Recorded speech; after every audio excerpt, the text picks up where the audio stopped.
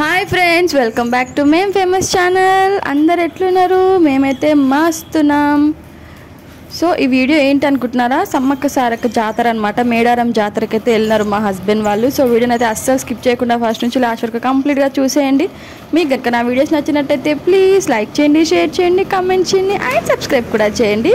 Subscribe to మేం famous channel. So వీడియోలోకి అయితే వెళ్ళిపోదాం. సో సమ్మక్క సారక్క జాతర జరుగుతుంది కదా మేడారం దగ్గర. ఇప్పుడు 4 days అయితే ఉందన్నమాట. 21, 22, 23, 24 ఈ 4 days అయితే మంచిగా జాతర జరుగుతుంది అక్కడ. సో ఎక్కడెక్కడి నుంచో జనాలు అయితే వస్తూనే ఉంటారు అనమాట. 2 ఏళ్ళకి ఒకసారి వస్తుంది మనకి సమ్మక్క సారక్క జాతర. సో చాలా మంది అయితే పబ్లిక్ చూసినారు ఎంతమంది ఉన్నారో. ఇది ఇంకా పొద్దున పూట మా హస్బెండ్ వెళ్ళిండనమాట అక్కడ దర్శనానికి. వాళ్ళు పొద్దున పూట దర్శనం చేసుకున్నప్పుడే ఇంత జనాలు ఉన్నారంట. మార్నింగ్ 5కి అట్లా ఆ టైంకే. సో ఇంకా డే టైంలో ఎంతమంది ఉంటారో ఊహించుకోండి. మనకు ఈ సమ్మక్క సారక్క జాతర ఎక్కడ ఉంటుందంటే ఉమ్మడి వరంగల్ జిల్లాలోని ములుగు కేంద్రం నుంచి 44 కిలోమీటర్లు ఉంటుందన్నమాట. ఆ దూరంలో తడ్బాయి మండలంలో మేడారం అనే గ్రామం ఉంటుంది. ఆ గ్రామంలోనే మనకి సమ్మక్క సారక్క జాతర అనేది జరుగుతుంది.